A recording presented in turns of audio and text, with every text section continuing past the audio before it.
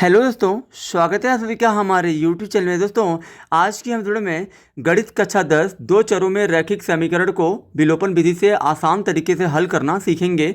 तो चलिए दोस्तों अब हम स्टार्ट करते हैं। जैसा कि हमारा क्वेश्चन दिया गया है 3x + 4y = 10 और 2x - 2y = 2।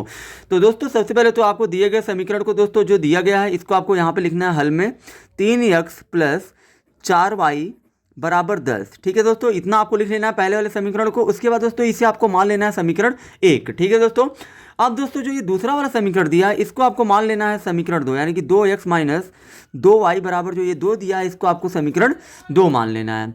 उसके बाद दोस्तों सिंपली सा दोस्तों आपको देखना ये है कि जो समीकरण 1 है और 2 है इसमें दोस्तों क्या किसी एक चर का गुणांक समान है या बराबर है कि नहीं। जैसे यहाँ पे दोस्तों x का गुणांक 2 है, यहाँ पे x का गुणांक यहाँ पे दोस्तों x का गुणांक 3 है, यहाँ पे x का गुणांक 2 है। तो दोस्तों ये दोनों बराबर नहीं है।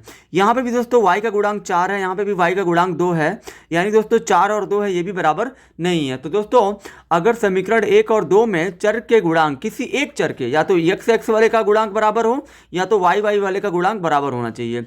अगर दोस्तों बराबर नहीं है तो आपको बराबर करना है। दोस्तों वो आप बराबर कैसे करेंगे। सबसे पहले तो आपको दोस्तों यहाँ पे ये ध्यान देना है कि हम तीन को 2 नहीं कर सकते हैं, मतलब 3 में हम लोग गुणा या भाग करके 2 नहीं ला सकते हैं, या 2 को हम 3 नहीं कर सकते हैं। और दोस्तों यहाँ पे 4 है और यहाँ पे 2 है। तो दोस्तों यहाँ पे हमको ये देखना है कि क्या हम लोग 4 और 2 को बराबर कर सकते हैं कि नहीं कर सकते हैं। तो दोस्तों 4 को हम 2 तो नहीं कर सकते, हाँ, लेकिन हम 2 को 4 कर सकते हैं, यानी कि 2 में 2 से गुणा, यानी कि इस 2y में 2 से गुणा कर देंगे तो 4y हो जाएगा। यानी कि दोस्तों समीकरण 1 में y का गुणांक जो 4 है, समीकरण 2 में दोस्तों y का गुणांक 2 है, इस 2 को दोस्तों हम लोग 4 कर सकते हैं। तो दोस्तों इसके लिए आपको क्या करना है, इसके लिए दोस्तों आपको समीकरण 2 में दोस्तों समीकरण 2 में आपको 2 से गुणा करना है। यानी कि दोस्तों हम लोग समीकरण 2 में क्या करेंगे, 2 से गुणा करने पर। तो दोस्तों यहाँ पे हम लोग समीकरण 2 में 2 से गुणा करेंगे। समीकरण 2 हमारा क्या दिया है, 2x - 2y = 2 दिया है। तो दोस्तों इस पूरे समीकरण में आपको 2 से गुणा करना है।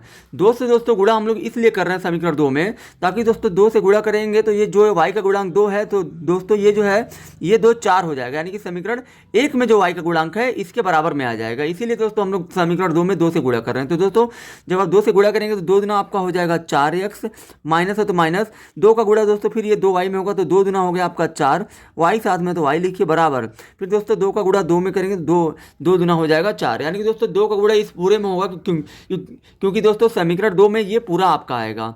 अब दोस्तों जो ये 2 से गुणा करने पे जो आपको नया चीज़ प्राप्त हुआ है इसको आपको समीकरण 3 मान लेना है।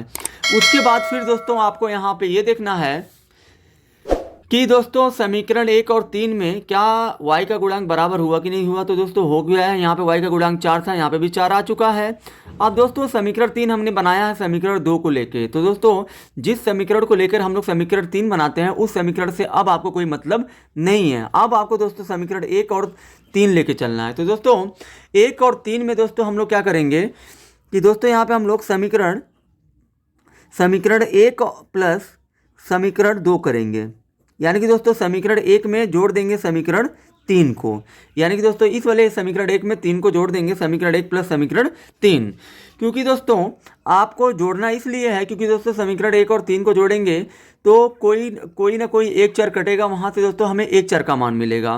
वो भी दोस्तों कैसे कटेगा, अगर दोस्तों देखिए आपको दोस्तों समीकरणों को कब जोड़ना है, जब दोस्तों अगर जो पहले समीकरण में प्लस है दूसरे समीकरण में माइनस है, या तो पहले समीकरण में माइनस है दूसरे में प्लस है, तो इस कंडीशन में आपको जोड़ना होता है। तो दोस्तों समीकरण 1 को पहले आप लिख लीजिए, 3x + 4y = 10 दिया है। फिर दोस्तों समीकरण 3 आपका दिया है 4x - 4y = 4। इसको दोस्तों अब हम लोग जोड़ेंगे जब, तो दोस्तों जब ये प्लस है ये भी प्लस है तो प्लस ही होगा क्योंकि जुड़ रहा है। 4 और 3 हो जाएगा 7x, और दोस्तों प्लस और ये माइनस है, प्लस माइनस दोस्तों कभी जुड़ता नहीं है, ये जो कट जाएगा। अगर जो इसके आगे प्लस है इसके आगे माइनस है दोस्तों, प्लस और माइनस जुड़ता नहीं है दोस्तों, ये आपका घटता है, यानी कि 4y में से माइनस करेंगे 4y तो 0 आएगा, 0 नहीं लिखते हैं। और दोस्तों यहाँ पे 10 और 4 हो जाएगा आपका 14, और दोस्तों इस 7 को 14 से काटेंगे तो 2 बार में कटेगा, और दोस्तों x का मान आपको मिल जाएगा यहाँ से 2। अब दोस्तों खाली अभी हमको यहाँ पे x का मान 2 मिला है, अभी हमको y का ही मान चाहिए। तो दोस्तों इसके लिए हम लोग क्या करेंगे, x का मान दोस्तों आप समीकरण 1 में रख दीजिए, x का मान समीकरण 1 में रखने पर। तो दोस्तों x का मान हम लोग समीकरण 1 में रख देंगे। तो दोस्तों समीकरण 1 आपका दिया है 3x प्लस 4y बराबर 10 दिया है। ठीक है दोस्तों। तो दोस्तों यहाँ पे 3 है तो 3 लिखिए, 3 और x के बीच में कोई चीज़ नहीं है तो गुणे का चिन्ह है। x का मान दोस्तों 2 है तो 2 रख दीजिए, प्लस 4y है तो 4y बराबर में दोस्तों 10 है तो 10। अब दोस्तों यहाँ पर ध्यान दीजिए, 3 दूना आपका हो जाएगा 6, प्लस फिर दोस्तों यहाँ पे 4y है तो 4y और दोस्तों बराबर में 10 है तो 10।